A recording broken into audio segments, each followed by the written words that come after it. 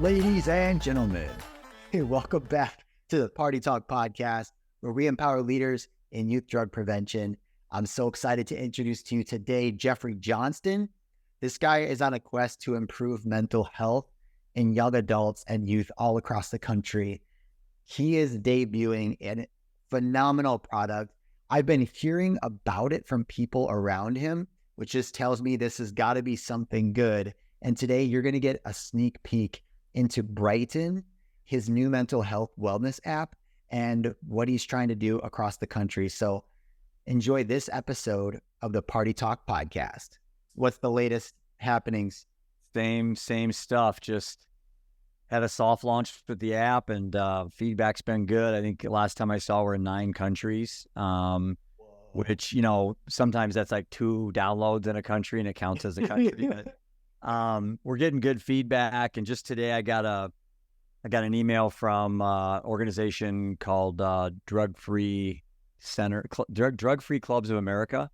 And they're in, I don't know, lots and lots of high schools, maybe in the hundreds, where their program is to talk to kids about being part of this drug-free movement. And to get in it, you have to submit to a drug test. Yeah. Pretty cool. And Angie Ferguson's her name. And so she just sent me this long email saying, hey, met with our team. They're really excited to talk about possibly having, Brightn involved in our project, because really Brightn's like a toolbox. I mean, we're not providing really necessarily like a solution, but we're getting kids the ability to set up a plan. They can organize their mental wellness in a plan structure, kind of like we do financial plans and, exercise plans. And no one's ever really looked at mental wellness as a planning process. They've more looked at it as a diagnosis or a label or something that we need to take this disorder and remove it from you because it's evil.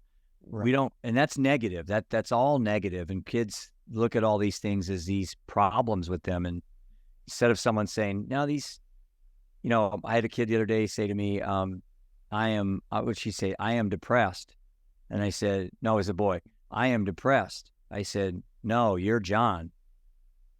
If you believe you're depressed, you will become depressed. You're John. You have sadness and you have things going in your life, but you're 15. Let's don't put this label on your forehead. And then the rest of your life, we're trying to kill this demon with meds, psychiatry, whatever we need to do.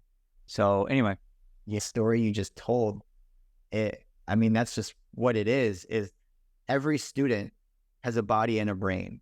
Yeah. They're forming their identity. Right. And the earlier that they believe that they have some sort of debilitation right. that takes away who they are, who they want to be. And we can, label it and say, great, now here's your path. It's been set for you because we put this label on you. You're empowering them to say, no, that's not who you are. Right. We all have challenges. We all have different things that will challenge us within our brains and our bodies. And it's up to us to decide what we want to do with it. And it sounds like you're helping build a plan so that we can overcome any of those challenges. I've always been frustrated with, you take a word like depression and you take a word like sadness. Okay. And where does that line cross? When do you become, you're not sad anymore, but you're depressed? And when does depression become sadness? And that is the subjectivity with things like the DSM, where, just by the marking a box on a few questions, you can be labeled depressed when, reality, how you answered that question yesterday is different than you answered it today, because maybe your boyfriend or girlfriend broke up with you and now you're a little more sad than you were had you answered this a week ago. So this whole process and the whole system that we have for, grading kids' mental wellness is just, it's broken. And you know what? I guess here's what I would say, Jake. I would concede that all this is fine if the evidence showed that it was working. Then I would say, I have no background in psychiatry, or I'm not a doctor. I'm just a dad from Iowa.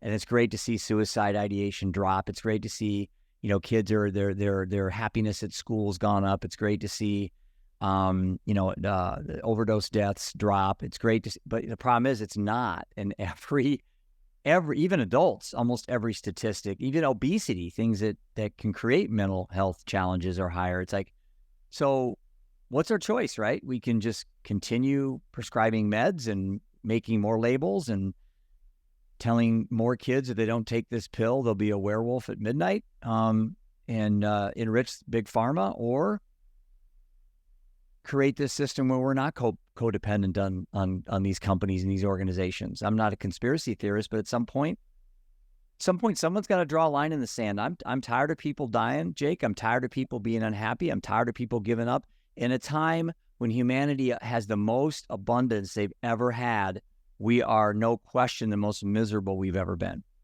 Wow. You're right. Down. And I think you got it, is there's this codependency that you can see it when you watch culture, watch TV. There's a product for everything. Mm-hmm. For every feeling you have or you want to have, there's something that is to be sold. And we make a lot of our decisions based on economics. So, right, of course, what I love about what we're doing is saying, hey, you are enough.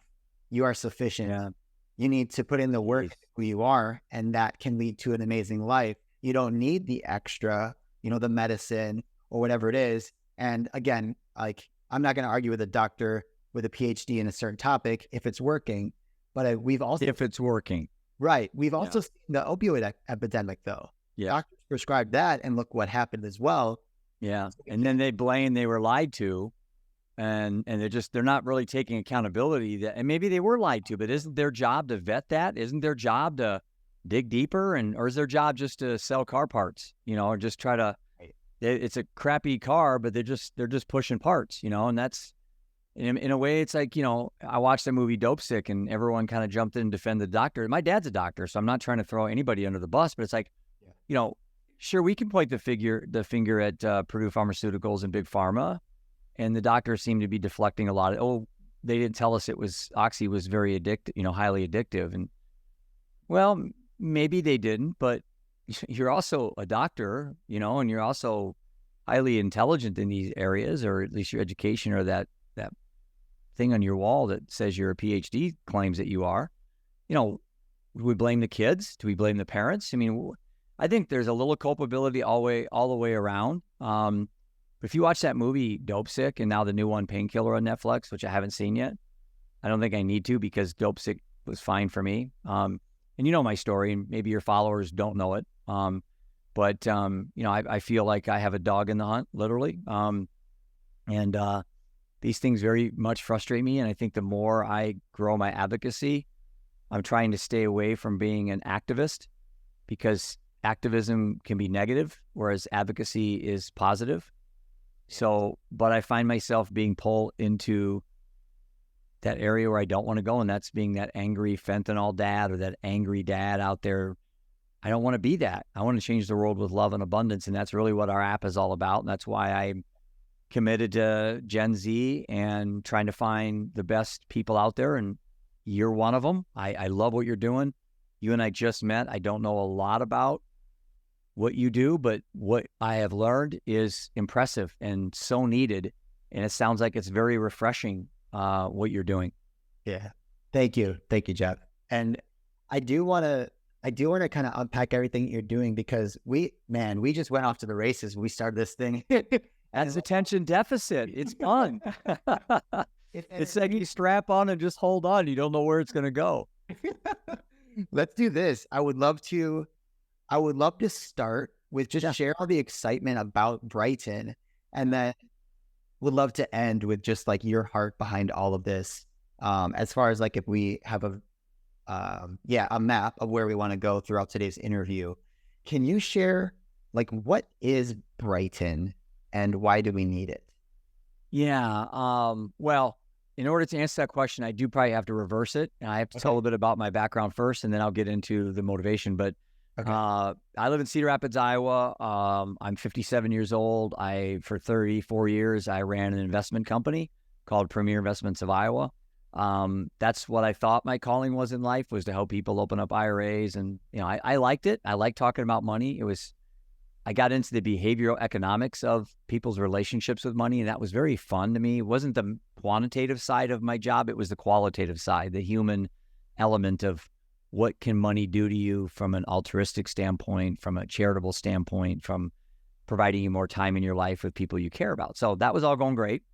I was married 21 years, my wife Prudence, my 3 boys, Seth, Ian, and Roman. Well, as you know, October 4th, 2016, everything changed. Our oldest son, Seth, died from a fentanyl poisoning at the age of 23, which was the end of a long journey of addiction. Now, you may say 23, how long was this? Well, he started at 16 when if I made a mistake on this whole thing, Jake, I allowed a doctor to give my son Adderall for attention deficit, which now in hindsight, I had an opportunity there as a dad to embrace attention deficit like my dad did me as a superpower, as a gift, not a curse, not a punishment that needs to be, an exorcism, like a demon inside of me. And that's how we look at it now. And I don't even allow people around me to use the last D. We just call it attention deficit and we stop right there. I mean, why do we have to call it a disorder? What benefit to society is other than being able to file an insurance claim? What is that? What is the benefit of calling your inability to sit still or looking out the window or fidgeting? I mean, how are these? These served us very well through evolution for many years when we had to survive from lions and tigers and warring tribes. And now, it's like we don't need these things anymore. Well, I disagree with that. I really do. I think attention deficit can be one of the greatest gifts a child can have. Wow. Certainly there's a spectrum. If you're a 10 and you're just all over the place, I'm not talking about that person. Yeah. I'm talking about the ones that are 4, 5, 6, and 7s, which is probably you, me, and everybody that's listening to your show, the normal attention deficit kids, that don't need to be on meds. Maybe their sugar needs to be lowered, maybe things like that. But anyway, so Seth started abusing Adderall, selling it, taking it, withdrawing off of it, did the normal things going through adolescence, alcohol, marijuana. Then it was a drunk driving or 2, then it was jail, then it was breaking and entering, then it was cocaine, then it was prison, and then it was heroin, and then fentanyl and death. From 16 to 23, I witnessed this as an alcoholic myself, Jake. You think that would be enough to right the ship, but it wasn't. And for about for about a year and a half after Seth died, my wife and I, our drinking got worse. And then finally in 2021, June 29th, the day after our youngest son's 18th birthday, my wife of 21 years, 46 years old, found dead. Alcohol abuse took her life, but we know it wasn't alcohol. It was grief. It was the pain of bearing Seth. And I got them both here over my shoulder to remind me how important life is and why I'm grateful for what I have. Not to remind me of the pain. I don't have pain. The pain is morphed. It's inspiration now, even when I cry, it's just not as heavy as it was, and it's over quicker. But I'm coming up on year 7 that we lost Seth. And so anyway, what happened was that I just got catapulted into this mental health advocacy space. I had no interest in any of this until my son died. Our son died. And I thought, the best way to find purpose in your life is to find something personal and immerse yourself with passion. And that's what I did. And all this now, I have a book. I do a podcast called the Living Undeterred Podcast. I've met great people that have a similar objective, and that's to help kids improve their mental wellness. And the beauty of it is we're all doing it in so many different ways, like what you're doing and we're doing. And so many other advocates that I meet every day. It's quite beautiful what can come out of the abyss, Right. And your story, I mean, it was substance use, right? Like that was thing from the outside looking in. Yeah. People would say, well, Jeff, you will become a great advocate to help other people not go down the same path. And what I love is that you've chosen mental health because you've seen the root. Perfect. Well said. Yeah. I compare mental health to a wheel and substance abuse as a spoke, drug abuse is a spoke, sex abuse, whatever you want to put in there, gambling, food addiction. Those are spokes on the wheel. So I didn't want to be an angry fentanyl dad and just spend my time trying to eradicate fentanyl when I knew that Seth probably wouldn't have went down these roads in the first place had he been diagnosed correctly, or more accurately for him, on a mental health perspective, Right. Okay. So, and then that kind of leads us. So do you see Brightn? And I'd love to share, like, for you to share what it is and what it does. Is that something that you feel, hey, what I'm doing now is going to help save lives because we can help have a tool, at least one tool that's positive on someone's phone that could save their life instead of the ones that add a bunch of stress, Yeah. social media sites and comparison and whatever else we might have on there. So where the idea came from is last summer when I went around the United States in our RV, I decided to buy an RV and do the Living Undeterred U.S. tour, which, as a matter of fact, you'll be coming to our stop in Phoenix at Alice Cooper's Teen Rock Center. I met Alice in Vegas, him and Cheryl, and I told him my story, and we hugged and cried, and he said, hey, you can bring your RV out, we'll support you. He wasn't there last year, but he was there in spirit for sure. And the people there were great. And so the tour, I got out in the field, I rolled up the sleeves, I met people, I got to have intimate conversations, this is great, but when I actually get to see you and hug you, that'll be a whole different connection. And we lost that with COVID, and we lost that with a lot of things. And so I just felt, I need to get out on the road, I need to go shake hands. And I did that. And from that, I planted all these seeds around the country that now, with the next project that I have in mind with this app, this Gen Z mental wellness app, I'm going back now and kind of harvesting these seeds, kind of picking the people that really are aligned with what I'm trying to do. So the idea came about one night in the RV. I probably was frustrated because there was lots of nights on the tour. I didn't feel like I was doing enough. I think the day I die, I'm going to feel like I didn't do enough. That's just something that's in me. I'm never going to be satisfied. Yeah. Which is good and bad in its own way. I have that feeling too. Yeah. Like never enough. Never do enough. No, I could probably save every kid in the world. I wouldn't feel like it's enough. So I was sitting around one night thinking, what's next? What can I do next? And I think I listened to a podcast. I think it was Tim Ferriss or somebody I listened to. And he was like talking about midlife. I'm 57. So it's like, write down the 3 things that you would not do. Well, fly a plane. That's 1. Start up a tech company. It's 2. And then I stopped. I didn't need to go any further because I thought, that's what I'm going to do. I'm going to start up a tech company. That's like no one on the planet. Jeff Johnston, what? CEO, founder of a tech startup company? The guy can't even program his VCR, and I'm like, there's a lot of truth to that. But I just figured out, man, I got to keep learning. I got to keep this thing from aging. I'll never retire and sit on a beach and sip I don't drink, but I'll never retire. I don't have any desire yet to do that. Maybe down the road I will. So I came up with this idea that, okay, what was I good at for 34 years?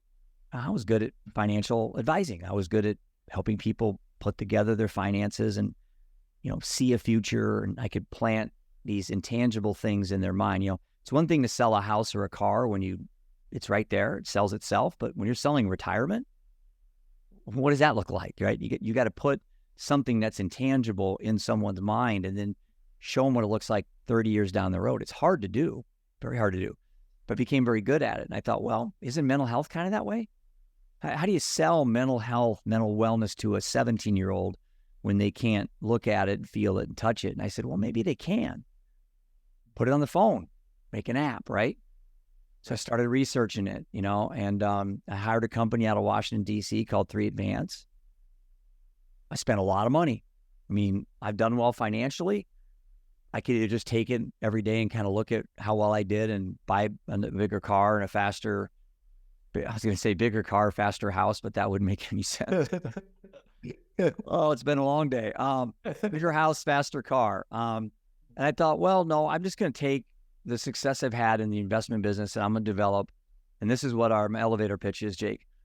So Brightn is the nation's first one-page mental wellness plan, taking 3 areas of optimal mental wellness, and that's health, wealth, and purpose. So I tried to think, if I could be the creator for a day, and I could create the perfect Gen Zer, and Gen Z is 14 to 26, which is your market, basically. I could create the perfect kid, young adult. What would it be? Well, perfect health, right? Mind, body, soul. I would also give them meaning and purpose. So they have a sense of connection to the universe. Now, that could be religion or not. It doesn't matter, but meaning and purpose. Yeah. What's the third thing? And I struggled with it, and it just kind of dawned on me, duh, you're a financial guy. And that came across a statistic that just cemented it for me. The number one stressor for older Gen Z was financial insecurity. That was it. That was my idea for the app: health, wealth, and purpose. So then how do I put this into an app, put it on the phone? Kids then can download it, and then they could start to engage, build their own mental wellness plan, make it a little bit gamified, a little bit fun. And I had everybody tell me it's not going to work. I had everybody tell me, no, kids are on TikTok. And I'm like, yeah, you know what? I think you're selling these kids short. These kids are amazing. They want a better life. They're mad that we've destroyed the oceans and we've, caused, global changes. And even true or not, that's their perception, right? Yeah. Perception becomes what? Reality over time.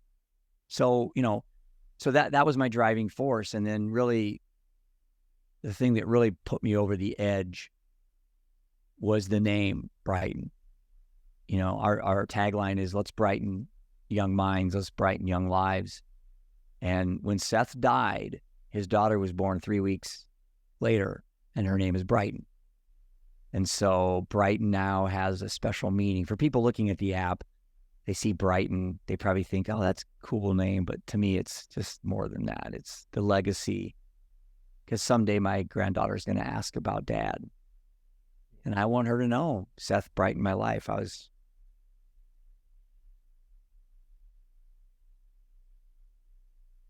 Yeah. Wow.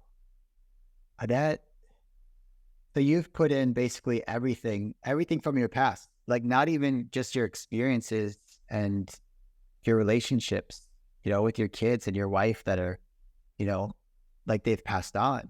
Is now that your legacy is building this app, and you didn't just put your emotion into it. You spent a lot of money developing it. I did. And facing a lot of rejection. And now, you've got people piloting this, in schools, and are people downloading it individually on their phones? Like how? Yeah, they can actually download it now. So I'll provide you with the link, and you can go to the App Store and just put in, I think you have to put in Brightn Wellness, because we're so new that it doesn't pull up under Brightn. But what helps us a lot, if any of your listeners want to download it, they get 1 free year. So there's no cost for a year. What helps us a lot is if you can go in and give it obviously a 5-star rating if you think it's good, and then make some comments, because the more you do that, that's kind of how the algorithm works. And the more we can get kids to, embrace this as an opportunity. And like I said, I'm betting the future on this generation. I am that confident that they can right this ship. The last thing kids need today is to fill out an assessment and be told how screwed up they are, and that for $100, we have a solution to solve their problem. Brightn is not about diagnosis and labels and treatment. We're about prevention. We're about love and abundance. We're about opportunities. We're about connection. I'm not a clinician. I didn't want to design an app that would tell kids all their problems. They already know that, Jake. They don't know the names, but they know they're not sleeping well. They know they have their stomach hurts. They know they have problems. They don't need us to tell them that. What they need is solutions. Well, and they, like you said too, they need to be empowered to know that they are the solution. Because so I do this at the beginning of my presentation. That's great. I like that. I really like that they are the solution. Yeah. And not big pharma. This is what I see, Jeff, when I go into a school, is I never just dive into education, on prevention or substance use, because like, why does this matter? And what I see is when I ask students at the beginning, I'll say, hey, what do you want out of life? Imagine you're 5, 10 years older than you are right now. What are the things that you want to happen to you? And so they'll tell me all these things, and I'm just blown away because they're saying things like, I want to help address homelessness and give more people homes, or I want to increase mental wellness in our country, or I want to make the world a more accepting place. So it's a lot of times it's not like, oh, I want a bunch of money or I want this. They're doing what you said. Like, they want to change the world for the better. Yeah. And what's cool about our programs is we're saying, hey, we don't have the solution for you. We are going to help you become the best version of yourself so that you can actually achieve that goal, because that's what prevention is. Right. It's not about not doing something. It's about being your best self so you can do something. Yeah, because avoidance is a fear and scarcity issue. If you're focusing on just avoiding things your whole life, you're not really growing. You're just damage control all constantly. It's like when I used to play golf at a level where I was competitive. I played 2 years of college golf, but I got recruited for basketball. I just went out for golf. They didn't have enough players, but I used to think to myself, good scores are about avoiding the really bad holes. But what I ended up doing is every shot I was scared. Every shot I was afraid to hit out of bounds. I was afraid to miss that putt. And I figured out after listening to some mental coaches that had to change that mindset. You can't live in a fear and scarcity world and grow. So I was holding back my golf game, and I tried to talk to my son about this. He ended up playing college golf at South Dakota. Is go play free, love, and abundance. You hit the ball out of bounds. Okay. Yeah, I'm not telling you to laugh and smile, but don't be afraid every time you hit that shot worrying about your bad shots. Right. That's just not how you want to be. You're driven by your life is through fear. Yeah. Okay. That actually makes a ton of sense. And I think a lot of our work, right? Yeah. The work that we see around the country is, don't do this, don't do that. Yeah, exactly. But then you focus on what you don't want instead of, like you said, well, focus what you do want. All right, I want pars. I want Yeah. How do I get those? That's what I'm focused on. It's positive. Yeah. I'm moving toward Right. it. I'm very optimistic that Gen Z mental wellness is where I need to be, and I think that generation is really set to do some big things for humanity. I really do. I'm real proud of Gen Z. That's cool. Wow. Yeah. Can you share more about how we can use it and check it out? So it's spelled different, right? It's Brightn. Okay. Yeah. And what we wanted to do is I didn't want to be clinical. I want to avoid that. And I know that some investors have not been interested in us once they found out that we're not clinical, because they want to have all the evidence-based stuff. And we built it with the clinicians to help us build it. We just don't show that to the kids. Kids don't want to fill out a 60 questionnaire assessment telling them how screwed up they are. Right. So ours is 9. We have 3 questions in each area. Our onboarding. Simple questions. Do you eat healthy? Do you exercise? Do you smoke? Do you have toxic relationships? And it's 4 answers. So we give them different ranges. And then once they answer those questions, artificial intelligence then will look at their answers. We have AI and ChatGPT in our app. And we have 200 opportunities that are embedded in the app. So based on how you answer your questions, we will send you opportunities that you can start implementing to build your plan. Cool. So you don't have to go do it yourself. So we'll send you the links. Now, this is our MVP version. I will promise you in a year or two, Brightn will look completely different. Once we get investors, once we get more money coming in, we'll be able to do more things. Right now, we're pre-seed. So, we want to raise $1.8 million. That's our pre-seed raise. Once we complete that round and we move on to Series A, then we can start doing more things that are more interactive with the kids. But for the time being, we wanted to send them opportunities based on how they answer the questions, okay? And then we recommend through our push notifications for them to retake the quiz. Because if you took an assessment today, Jake, and then 2 weeks down the road, take the assessment again, at that age, you're going to have a lot of things happen in those 2 weeks that could change your answers. Okay, good and bad. And so we want to suggest the algorithm wants to get you know you well. And so we recommend kids retake the quiz pretty frequently. We remind them each day, or I'm not sure how the frequency of it, but we remind them to take the quiz so that we can send them new opportunities. So it is interactive. It's non-threatening. It's non-judgmental. We're not going to tell you have attention deficit. We're not going to tell you you're depressed. We have an SOS tab. You click on that. It takes you to all the national hotlines throughout the United States. Ultimately, we want to have all of our collaborators, that could be your organization, all the people that we work with that are working with kids. We want to have that as our resource tab, where if kids are in a situation where they want to have a sober party, let's say, and they don't know where to go, well, maybe your organization can collaborate with us in some capacity, and we could provide that in our app for our users to reach out to you. So I think the only thing that limits Brightn is our creativity, is our mind, is our inability to work with people. And right, that's if you want to change the world, you're going to have to run with people that want to change the world. Yeah. Oh, absolutely. I love this. I'm going to put this up. If you're watching on YouTube, oh, there it is. Yeah. It's so impressive. So I'm downloading it, and I would encourage you, if you're in schools, if you're a principal, school counselor, social worker, maybe you're in a drug prevention coalition, just download it, check it out. Like everything he's talking about right here. It's simple, Jake. We wanted to keep it simple, and with kids, they have a short attention spans, and so it was really important for us to make it where. And I bucked heads with an investor the other day because I was pitching Brightn, and he's like, "Man, how are you going to engage? How are you going to keep the kids on the app? What's your strategy to engage them?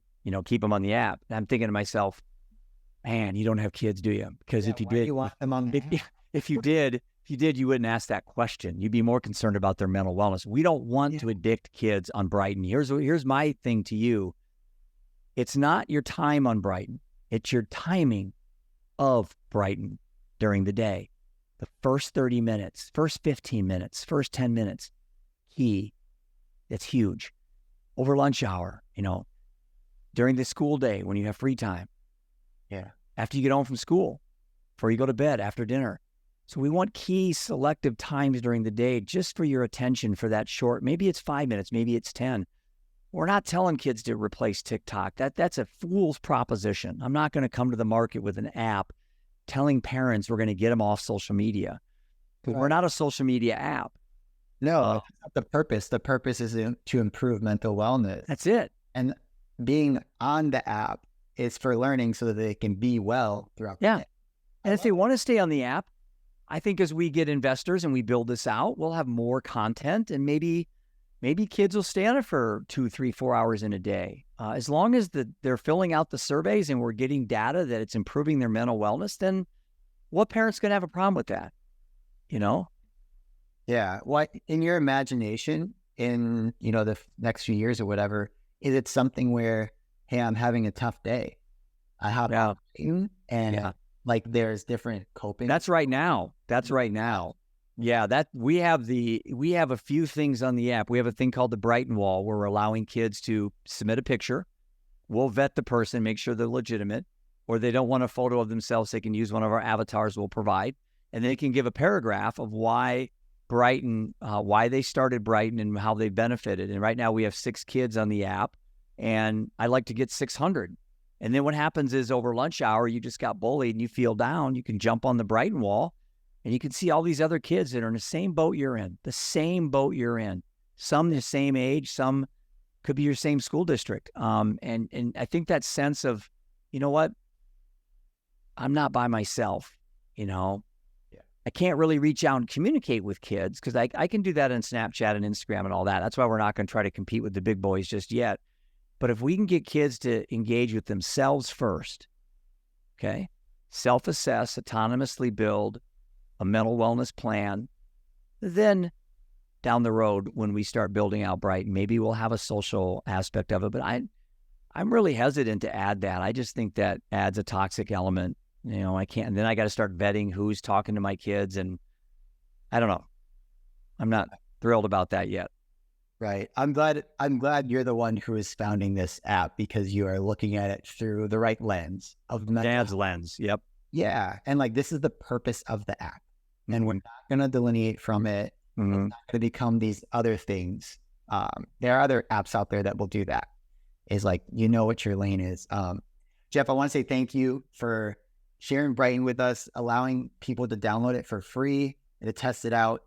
Is there any other ways you want people to know to get in touch with you, or if they have ideas or anything like that? Or I'd love ideas. If any of your followers, kids, people are watching this right now and they say, man, I'd like to see Brightn have this. My email is jeff@brightnapp.com, and that's BRIGHTN. So jeff@brightnapp.com. There is also a spot on the app itself that you can submit questions and stuff like that for feedback and support. I'm open to any way we can make this better. And I don't have an agenda. I'm not selling a drug or a narrative or a success tape. I'm not selling anything on Brightn other than this opportunity for kids to embrace mental wellness planning like they embrace anything else and get a sense of ownership in it. And I think we can start to right this ship that's really starting to tilt. And I hate to think of the world Brightn. She's only 6, but I hate to think when she's 16 or 26, if grandpa doesn't get to work and start doing things to make her life a little bit better, what world are we going to be leaving these kids? Right. Yeah, well, thank you for leaving your mark on it. I'm excited to be on the journey with you, and really excited to meet you in person. Yeah, I am too. A few weeks. But for those of you listening, I just want to say, if you haven't been on the app yet, go ahead and check it out. See how it can be a tool that's helpful to you and your students.